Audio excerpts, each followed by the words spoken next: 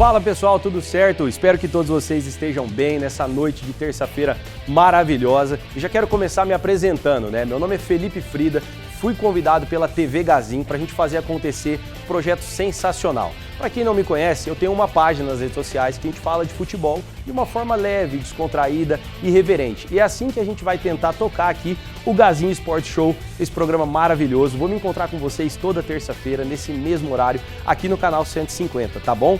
O Gazin Sport Show você pode acompanhar também através do site tvgazin.com.br, certo? E também pode nos acompanhar nas redes sociais, no Instagram, @tvgazin, no Facebook também o TV Gazin, canal no YouTube é o Gazin TV, beleza? A gente vai se ver aqui toda semana, um programa novo, cheio de novidades para vocês, tá bom? Vamos embora, TV Gazin de A a Z conectada com você. Bom, já que o nosso programa é de esporte, nada mais justo do que a gente começar falando sobre o maior evento esportivo do planeta, né? Que são as Olimpíadas. De 4 em 4 anos elas vêm aqui para dar aquela aquecida em todas as modalidades que participam dessa competição. Nesse ano de 2024, as Olimpíadas serão em Paris e falta pouco tempo para começar, hein? Ó, entre os dias 26 de julho e 11 de agosto, o mundo inteiro só vai pensar nisso aí. A delegação do time Brasil para as Olimpíadas Paris 2024 continua crescendo. Até agora o Brasil já garantiu mais de 260 vagas para a competição. Temos algumas curiosidades aqui, ó. Vamos lá. Paris 2024 terá a maior participação feminina em 100 anos. Para promover a igualdade nos Jogos, 28 das 32 modalidades, olha isso, do programa de Paris 2024 vão incluir os dois gêneros. E isso é muito bom, muito da hora, que a mulherada cada vez mais possa ter mais participações. Para quem não sabe, nas primeiras Olimpíadas lá atrás, 1800 e bolinha, as mulheres não podiam participar. Tá sacanagem, né? Inclusive pro nosso Brasilzão, tem muita mulherada que traz bastante medalha pra gente. E olha só, nas últimas edições o nosso Brasil vem melhorando o desempenho. Por exemplo, Rio 2016, aqui no nosso país, Brasilzão jogando em casa nas Olimpíadas, né? Nós estivemos em 13º lugar na classificação geral. Foram 19 medalhas conquistadas, sendo elas 7 de ouro, 6 de prata e 6 de bronze. Já na última ocasião, que foi Tóquio 2020, né, aquele período da pandemia e tudo mais, nós tivemos um desempenho ainda um pouquinho melhor. Ficamos no 12º lugar na classificação geral, com 21 medalhas, 7 ouro, 6 pratas e 8 bronze. Uma outra curiosidade aqui para vocês é o seguinte, o futebol masculino, né, uma paixão do brasileiro, é o atual bicampeão olímpico. Até 2016 o Brasil não tinha conquistado nenhuma medalha de ouro nessa modalidade, o Brasil que sempre formou grandes times. Atual bicampeão olímpico e nessa Paris 2024 o futebol masculino tá fora, aí complica, né? Mas a mulherada vai estar lá, espero que elas representem muito bem e tragam esse ouro aí nessa modalidade que todo brasileiro ama, né? O brasileiro ama demais futebol, não tem como. Seguiremos na torcida por um melhor desempenho, como vem acontecendo a cada ano, né? A cada 4 anos. Então espero que nessa o Brasil de 12º, que foi nas últimas Olimpíadas, já consiga estar um pouquinho melhor ali no top 10, quem sabe um top 5, não custa nada sonhar, né? Seguindo falando de competições internacionais, agora focado no futebol mesmo, está acontecendo, você deve estar acompanhando, inclusive você pode comentar aí com seus amigos e tudo mais, para quem está a sua torcida. Eu já vou expor a minha aqui, não tem problema com isso, torcendo para Portugal, né? Pô, os parentes mais próximos aí que a gente tem, quero que o Cristiano Ronaldo ganhe mais uma Eurocopa, craques como ele realmente merecem troféus. E a Eurocopa está acontecendo lá na Alemanha. Tá? E a Eurocopa, para muitos que gostam de futebol, é como se fosse uma Copa do Mundo, sem Brasil e Argentina, talvez sem Uruguai ali, porque realmente o nível dos jogos é muito bom. Nesse ano não está sendo diferente, são grandes jogos, seleções como Geórgia, Romênia, Eslovênia, seleções que muita gente não vê jogando grandes competições, mas nessa Eurocopa está sendo sempre gostoso assistir os jogos deles, né? A Geórgia, por exemplo, tem lá o cara do nome bem difícil, o Kvaratskhelia, que é um jogador do Napoli, vem jogando muita bola, vários times do continente europeu já demonstraram interesse nele, e é um cara que vem jogando muita bola, a Romênia também, tem alguns outros jogadores que vêm se destacando bastante. Os anfitriões, os alemães, eles são um dos favoritos. A Alemanha, sempre que vai disputar qualquer competição, eles são favoritos, né? Assim como a Espanha. E a Alemanha e a Espanha têm uma outra coisa em comum, que são os dois maiores vencedores da Eurocopa. Cada um tem 3 títulos. A Alemanha, na verdade, desde 96 eles não conquistam a Euro, né? Aquele time tinha, por exemplo, o Jürgen Klinsmann, entre outros grandes craques. Já a Espanha, eles vêm de títulos mais recentes. Conquistaram a Eurocopa em 2008, conquistaram a Eurocopa em 2012, bicampeões, foi um fato aí extraordinário, e nesse meio período conquistaram nada mais, nada menos que a Copa do Mundo, vocês se lembram? Essa Espanha que era liderada por nomes como Xavi, Iniesta, Piqué, Puyol, Casillas, Sérgio Ramos, enfim, seleção que era de brilhar os olhos, né, pra gente que gosta do bom futebol, realmente jogavam muita bola. Ó, trazendo para vocês um pouquinho os dados dos vencedores da Eurocopa. Como eu falei, Alemanha e Espanha, cada um tem 3 títulos, seguidos por Itália e França, com 2 títulos cada, porém a Itália não vai conseguir encostar neles, nessa edição a Itália já tá fora. A Itália, inclusive, que tá precisando de uma reformulação, né? Pô, nos anos 90, começo dos anos 2000, era uma das seleções que era referência. Vários brasileiros até falavam que o estilo de jogo do futebol italiano, como a seleção jogava, como se portava em grandes competições, era uma referência. E a Itália, você vê que não está num bom momento. Ficaram fora das 2 últimas Copas do Mundo, 2018 e 2022. Nessa Eurocopa, né, não passou, não seguiu adiante, embora na última Eurocopa tenha sido a grande campeã nos pênaltis, mas não vem apresentando aí um bom futebol nos últimos anos. Depois dessas seleções com 2 títulos, temos algumas outras que conquistaram pelo menos uma vez a competição. São elas Rússia, mas na época ainda era chamada de União Soviética, República Tcheca, na época era Tchecoslováquia, Portugal, Holanda, Dinamarca e Grécia. Cada uma dessas tem pelo menos um título. Até a Grécia tem Eurocopa, meus amigos. Tá de brincadeira. E a competição desse ano já está indo para uma reta final. A grande decisão, inclusive, acontece no dia 14/7, que é num domingo, às 16 horas, horário de Brasília, e vai ser disputada no Estádio Olímpico de Berlim. Eu não sei se vocês viram um detalhe que aconteceu lá na Alemanha, que os policiais lá da Alemanha sugeriram para os torcedores, porque a cerveja da Alemanha ela é um pouquinho mais forte, né? Então vocês sabem, o cara toma um golinho ali a mais, pode ser que ele fique um pouco mais alterado. Eles sugeriram que os torcedores parassem de beber muita cerveja e optassem por algumas alternativas que deixassem eles um pouco mais tranquilos, o uso de canabidiol, por exemplo. Então, não sei se está dando muito resultado, mas você já pensou se a moda pega? Tá de brincadeira. Ainda sobre a Eurocopa, né, a última edição foi disputada em 2021. Era para ter sido disputada em 2020, mas vocês se lembram muito bem, tivemos aquela questão da pandemia. Aconteceu na Inglaterra e para a final foi a anfitriã, a Inglaterra, e recebeu, como eu falei para vocês, a Itália, que acabou saindo campeã nos pênaltis. O jogo terminou 1-1 naquela ocasião, foi para os pênaltis, o jogo foi bem disputado ali e tudo mais. E a Itália, naquele momento, foi dada ali como uma zebra, não era uma favorita a ser campeã, embora tenha todo o peso da camisa, né? Mas conquistou a última Eurocopa. Não podemos ter mais uma vez um bicampeão seguido, né? Já que a Itália já está fora dessa Eurocopa. Os favoritos seguem sendo aí, realmente. Acredito que a Alemanha, Espanha, a França também surge como um bom nome aí para conquistar o título, mas vamos acompanhando aí cenas dos próximos capítulos. Falando ainda de futebol e de competição internacional, também está acontecendo nesse momento a Copa América, né? E aí, meus amigos, tem gente que está cornetando a seleção brasileira, tem gente que está gostando do trabalho do Dorival, e eu acho que é o seguinte também, Dorival começou agora, acho que a gente tem que apoiar ele, né? Tem muita gente que está criticando o Vini Júnior, não sei qual que é a sua opinião, que está do outro lado aí da telinha, nos acompanhando aqui na TV Gazin. Vini Júnior está brigando para ser melhor do mundo, então, pô, vamos apoiar o Vini Júnior, né? E a Copa América esse ano está acontecendo lá nos Estados Unidos, e olha só, um detalhe que tem muita gente reclamando é do tamanho dos campos. Você já se ligou nisso aí? Pensa comigo, ó. O tamanho oficial, o tamanho padrão dos campos para competições internacionais é de 105 por 68 metros. Nessa Copa América, os campos estão reduzidos, 100 de comprimento por 64 de largura. O que isso tem a ver? Que impacto tem isso aí para os jogos? As seleções que gostam mais de jogar se defendendo, a maioria das seleções que jogam contra o Brasil, por exemplo, que eu vi muita gente cornetando lá o Brasil, que empatou com a Costa Rica no empate e tudo mais, a Costa Rica veio para se defender. E nesse jogo, né, esse campo reduzido, facilita para as seleções que realmente querem jogar defendendo. Eles fazem ali, que ela fecha a casinha ali na frente da área e dificulta. O Brasil, por exemplo, joga com o Vini Júnior bem aberto de um lado, jogou alguns jogos ali com o Rafinha, Savinho vem entrando também, ou os próprios laterais também, né, que o futebol brasileiro sempre tem laterais que apoia bastante, dificulta, né? A gente tem menos espaço para poder atacar, menos espaço para poder criar jogada, e aí fica um pouquinho mais complicado. A Argentina também sofreu um pouco com isso, que é atual campeã mundial e tudo mais, né?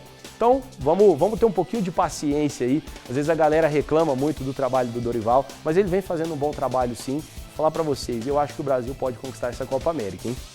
O porquê é tão importante a seleção brasileira conquistar essa Copa América? É óbvio, tem aquela questão de levantar o troféu, todo mundo gosta de ganhar. É bom para dar moral para os jogadores, né? Vini Júnior, que é um cara que vem brigando para ser melhor do mundo. Rodrigo é um cara que vem cada vez mais conquistando seu espaço como camisa 10 da seleção brasileira. Alguns jovens jogadores que estão por lá, como o Endrick, entre vários outros nomes.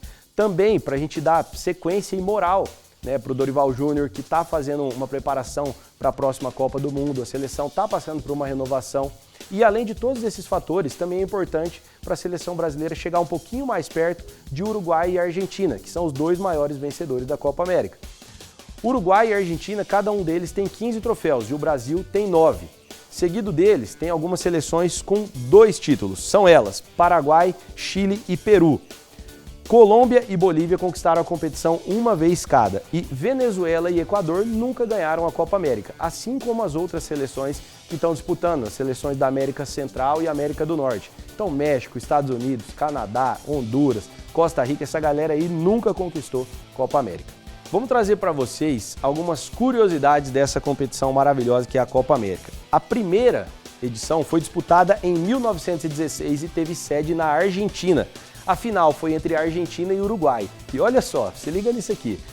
Não tinha tanto juiz para aquela Copa América, né? Não eram tantos juízes naquela Copa América. E a decisão foi apitada pelo treinador da seleção chilena. Parece aquela pelada dos amigos que você joga final de semana, né? Tá jogando time da rua de cima contra o time da rua de baixo. Não tem quem apitar, chama um camarada ali para apitar. Para você ver como é que era lá atrás as condições, né? Então, a final de Copa América sendo apitado pelo treinador de uma equipe adversária. Complicado, hein? Uma outra curiosidade, Pelé e Maradona, né? Pelé é o rei de todos, Maradona para muitos é o segundo maior jogador da história do futebol. Aí cada um tem a sua opinião, mas são 2 dos maiores jogadores de toda a história, isso é incontestável. Mas esses 2, eles não têm o troféu da Copa América, nenhum deles nunca ganhou. Pelé pelo Brasil, Maradona pela Argentina. E ainda falando daquela primeira Copa América, né, que trouxemos para vocês que aconteceu na Argentina, o Brasil viajou para Buenos Aires de trem. E chegando lá, ainda teve que pegar um navio para finalizar o transporte. De trem foram 6 dias. E aí tem gente, meus amigos, que hoje em dia, os jogadores, nós vamos ter que falar a verdade, tem muita gente que é perninha. Essa é a verdade. Os caras ficavam 6, 7 dias de logística para ir jogar uma competição. E aí tem gente que hoje em dia reclama. Ah, não vai viajar de avião, vai viajar de trem, vai viajar de ônibus, tá ruim. Pô, você tá de brincadeira. Olha o que os caras passavam antigamente, velho. Aí complica, né? Não adianta reclamar tanto e não jogar bola, né? Antigamente era muito mais técnico e tudo mais. Você tá vendo esse programa aqui com a gente hoje, terça-feira, e daqui a pouco, inclusive, a seleção brasileira entra em campo para jogar contra a Colômbia, para definir quem vai passar em primeiro lugar no grupo. E a Colômbia vem jogando um futebol muito bom, né? Por muitos está sendo considerado a principal seleção dessa Copa América, assim como o Uruguai, que também vem jogando muita bola. As 2 seleções jogando um futebol ofensivo. O Uruguai, para quem gosta bastante de acompanhar futebol, sabe tudo de técnico e tudo mais, o treinador é o Bielsa, é um cara que tem livro, tem vários treinadores que seguem a escola Bielsa, o jeito Bielsa de treinar, né? Como o Sampaoli, por exemplo, que é um dos nomes que ficaram famosos aqui no Brasil recentemente. Ele prega um futebol mais ou menos parecido com o que o Guardiola faz. A posse de bola, vai levando, a equipe vai trabalhando até chegar no gol adversário, não dá chutão, aquela coisa toda, é um futebol bonito de se ver. E tem um detalhe também legal de falar da seleção uruguaia, que é uma seleção que também está passando por uma reformulação, assim como a nossa seleção brasileira.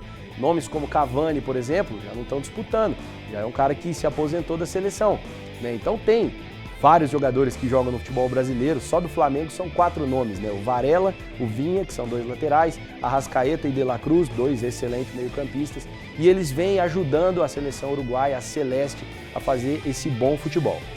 Contra a Colômbia, o Brasil deve entrar em campo com a seleção que jogou no último jogo e venceu, convenceu, né? Jogou muito bem.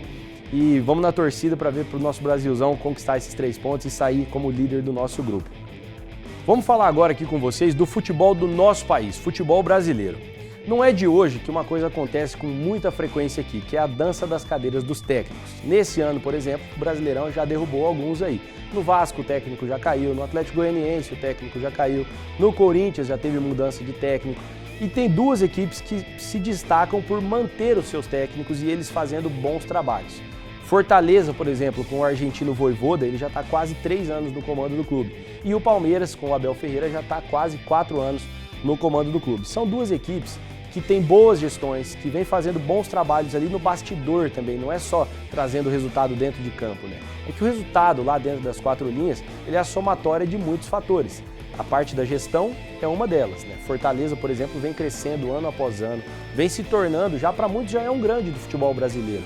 Inclusive, esse é um debate bem recorrente aí, Fortaleza, Atlético Paranaense, já podem ser considerados time grande ou não? Fica aí, pensamento para cada um. E aí tem um outro detalhe também que vale a gente trazer essa reflexão, né? Os dois técnicos não são brasileiros, o Vojvoda argentino, o Abel português. E está sendo cada vez mais comum técnicos portugueses, argentinos e até de algumas outras nacionalidades virem treinar clubes do Brasil. Será que o treinador brasileiro está realmente ultrapassado? Será que é a gestão, né, os clubes que não estão fazendo ali bem essa análise de qual técnico contratar, pensando na filosofia do clube? Tem times que têm uma característica já bem específica, né? O pessoal que acompanha, o Corinthians, por exemplo, é um time que muitas vezes joga de uma forma reativa e aí tem que buscar um técnico para se adequar a essa característica. O Santos é um time que a torcida sempre vai pedir um futebol bonito. Muitas vezes a galera não se importa de levar gol, mas quer que o time faça muitos gols. Assim como acontece no Flamengo e no São Paulo também, as torcidas pedem por um futebol bonito. Então, às vezes, o problema não está só no técnico, está em quem contrata ele. O Vojvoda, por exemplo, no Fortaleza, ele conquistou títulos importantes, como Copa do Nordeste e Campeonato Estadual. Além disso, ele disputou Libertadores e chegou na final da Copa Sul-Americana. Foi um pecado o Fortaleza não ser campeão daquela Sul-Americana. E esses foram fatos inéditos para o clube, né? Lá da capital do Ceará, o Fortaleza, que é um time charmoso, né? Tem uma torcida maravilhosa. O Abel Ferreira, por sua vez, conquistou 2 Libertadores, conquistou Brasileirão, conquistou Copa do Brasil, Paulistão, entre alguns outros títulos, e foi jogar o Mundial, que é aquela resenha que todo mundo fala do Palmeiras, e jogou muito bem o Mundial. Quase conquistou, bateu na trave ali. Então eu acho que o segredo realmente, né, do sucesso das equipes brasileiras está na permanência, né, está na sequência do trabalho dos treinadores. Fica a dica aí, diretores e gestores dos clubes do nosso país. E aí a gente está falando de exemplos que deram certo, nós temos exemplos, né? O Fernando Diniz, por exemplo, ficou um bom tempo no Fluminense, um trabalho que ele veio, né, colocando a filosofia dele, o Fluminense contratou jogadores pensando na filosofia do Fernando Diniz, que é um futebol de passe, de toque de bola, jogadores mais velhos, experientes, que muitos outros torcedores acabavam reclamando, mas no estilo de jogo do Fernando Diniz funcionou muito bem. Porém, se você não sabia dessa ainda, Fernando Diniz foi desligado do Fluminense. E foi desligado, eu acredito que de uma forma injusta, porque ele vinha realmente um trabalho numa sequência, tem toda aquela questão que as pessoas falam, é o clima do vestiário, não sei o que pode ter acontecido ali, se os jogadores não estavam mais acatando aquilo que ele pedia, mas o Fluminense fez uma preparação com os jogadores pensando na filosofia dele. E aí agora, notícia quentinha para vocês, o Fluminense acertou com o Mano Menezes. Da mesma forma que a gente falou que o Fernando Diniz ele tem uma filosofia de jogo já bem implantada, o Mano Menezes também tem, só que é uma filosofia de jogo totalmente diferente uma da outra. Né? O Mano Menezes, sim, ele tem aquele futebol mais reativo, os times que ele treinou, poucas vezes são times que têm a maior parte do tempo a posse de bola. O Fernando Diniz sempre tem 60%, 70% da posse de bola. Quero ver o que vai acontecer agora, hein? Mano Menezes, novo treinador do Flusão. Outra equipe que também não está nos seus melhores dias é o Corinthians, né? Time do povo, como muitos falam. Corinthians aconteceu alguns problemas, inclusive, porque o presidente lá ele vem falando que a culpa é da gestão anterior. Inclusive, nos últimos dias, o presidente do Corinthians teve uma reunião junto com a Gaviões da Fiel, que é a principal torcida, uma torcida que empurra o time do Corinthians a todo momento, eles cantam o jogo inteiro, torcida sensacional, maravilhosa, diga-se de passagem.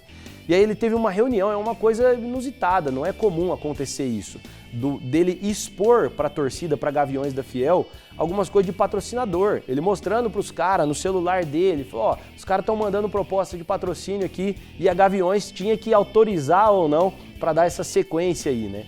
Então isso prova que gestões bagunçadas acabam virando uma bola de neve. O time do Corinthians espero que se recupere, o presidente atual está fazendo de tudo, falou em alguns momentos que a culpa é da gestão anterior, mas vamos ver o que vai acontecer na sequência aí do Campeonato Brasileiro, que é a competição que o Corinthians está disputando e inclusive está na zona do rebaixamento, hein, junto com o Fluminense lá na lanterna. A gente falou para vocês aqui de algumas mudanças no comando técnico de alguns times e tem jogador, tem estrela, tem ídolo, posso dizer assim, Gabigol, Gabriel Barbosa no Flamengo. não vai continuar por lá, não vai continuar no Rio de Janeiro. Ele já anunciou, o Flamengo já falou também que não vai renovar com ele. E nos últimos dias e meses e tudo mais, né, essa relação ela foi se desgastando realmente. E aí já tiveram alguns times procurando o Gabigol. O Corinthians, por exemplo, surgiu ali aquele bafafá, depois daquela foto do Gabigol com a camiseta do Corinthians, mas eu acredito que o Corinthians não vai investir o que o Gabigol quer de salário, o que o Flamengo quer que o Corinthians pague e tudo mais. Embora eu acho que se ele fosse para o Corinthians poderia ser um bom nome, assim como para qualquer outro clube. O Gabigol é um baita jogador, tem muito potencial, ele já mostrou isso, vestindo a camisa do Flamengo, vestindo a camisa do Santos lá atrás também, né, sendo artilheiro em muitas competições que ele jogou. Eu acho que é uma questão ali de dar uma ajustada no time para ele poder jogar bem. Inclusive, tem muita gente que fala que o Gabigol é o maior ídolo da história do Flamengo. Não sei, né? Pô, tem o Zico, tem grandes outros nomes, mas é porque o Gabigol trouxe 2 Libertadores pro Mengão e jogando fino da bola, fazendo gol decisivo. O Cruzeiro tinha demonstrado interesse em trazer o Gabigol, mas o Cruzeiro, que trocou, né, a presidência ali recentemente, o presidente que chegou botando muita grana e tudo mais, falou que não vai trazer mais grandes nomes, principalmente para o setor de ataque, que é ali onde o Gabigol joga. O Cruzeiro trouxe o Caio Jorge recentemente, tinha ido para o futebol europeu, não deu muito certo por lá, não conseguiu ter uma sequência de jogos e acertou a volta para o futebol brasileiro, vai jogar no Cruzeiro. E nos últimos dias, a notícia que vem surgindo aí é que o Gabigol pode ir para o Palmeiras. Tia Leila tá trocando uma ideia, tá conversando. Será? Gabigol no Palmeiras? Flamengo e Palmeiras foram rivais nesses últimos anos, disputando algumas competições. Será que realmente cairia bem a camisa do Palmeiras pro Gabigol? E uma outra possibilidade dessa novela Gabriel Barbosa surgiu também nos últimos dias, é ele retornar pro time que ele foi revelado, que é o Santos Futebol Clube. O Santos apela por um lado mais emocional, né? As notícias são de que o presidente do Santos, os diretores do Santos, foram falar até com a família do Gabigol, ofereceram o salário que ele pede de 2 milhões de reais, é muita grana, 2 milhões de reais por mês. O Santos não vai ter condição de pagar a transferência, então teria que esperar realmente o Gabigol assinar um pré-contrato e tudo mais, mas a diretoria do Santos quer demais contar com o Gabigol porque ele seria um símbolo para esse ressurgimento do Santos, que está na Série B, não está vivendo lá o seu melhor momento na história, né? Um time de tantas glórias, e o Gabigol seria a cereja do bolo desse projeto, seria o grande nome para encabeçar essa volta do Santos para a Série A. Já que a gente puxou o assunto do Santos, vamos falar um pouquinho aqui de Série B, né? O próprio Santos Futebol Clube se não for a principal, é uma das principais equipes disputando a segundona e não está aí nos seus melhores dias. Depois de uma sequência de 4 derrotas seguidas, conseguiram vencer um jogo, empatou a última partida e o Santos, o Carille, a gente falando dessa questão dos técnicos, é um cara que está balançando. É um cara que os torcedores não gostaram muito no começo, porque ele não tem exatamente aquela filosofia de futebol ofensivo que o torcedor do Santos tanto pede, né? Então o Santos vai buscar ainda sua vaga, hoje não está dentro do G4 para subir para o Campeonato Brasileiro. Quem vem despontando, quem vem jogando muita bola de forma surpreendente é o Avaí, que estava liderando a competição, né, engatou ali várias vitórias seguidas, vem jogando um bom futebol, realmente acho que vem sendo até uma surpresa, né? O Avaí é uma equipe que merece estar na Série A, mas quando começou o Brasileirão Série B, não era uma equipe que todo mundo olhava e falava, o Avaí tá aí, vai subir. Às vezes as pessoas falavam um pouco mais do próprio Santos, do América, do Sport, o Operário do Paraná de Ponta Grossa vem jogando muita bola também. Então vamos aguardar, o Vila Nova tá ali buscando a sua vaguinha, é um time que sempre briga também. Tenho certeza que essa Série B vai ter muita coisa boa para acontecer ainda nessa reta final do campeonato. E tem um detalhe que é o seguinte, né? A Eurocopa está acontecendo, a gente falou para vocês, a Copa América está acontecendo. Lá na Europa, foi final de temporada, então estava todo mundo de férias. Mas aqui no Brasileirão, os times perderam jogadores, então principalmente as equipes de Série A, né? Tem muito jogador que foi convocado para disputar a Copa América e não parou não, tá rolando aí, então vamos ver. O calendário brasileiro já é meio complicado, né? Não teria como eles pararem para enquadrar tudo. Tivemos aquela tragédia, infelizmente, que aconteceu no Rio Grande do Sul, os dirigentes aí de CBF e tudo mais, quem organiza, falou que seria meio complicado enquadrar tudo isso aí no calendário do futebol. Mas vamos tocando, vamos para a reta final do Brasileirão aí. Bom, galera, hoje foi mais um giro de notícias, trazer para vocês, para me apresentar, para vocês conhecerem essa nova cara que vai aparecer aqui com vocês toda terça-feira, nesse mesmo horário aqui no canal 150, e para quem quiser acompanhar também no site, né, tvgazin.com.br. Galera, espero que vocês tenham gostado. Você pode nos acompanhar também nas redes sociais. Lá no Instagram é o @tvgazin, Facebook também, o TV Gazin, e no canal do YouTube é o Gazin TV, certo? Podem mandar sugestões, a gente vai trazer para vocês notícias não só de futebol, automobilismo, MMA, basquete, vôlei, tudo nós vamos trazendo para vocês. Daqui uns dias começa a Olimpíada, então tem muita coisa boa. Espero que vocês tenham gostado. Queria desejar a todos vocês um bom restante de noite, um beijão no coração de cada um e uma boa semana. Valeu? TV Gazin, de A a Z, conectada com você.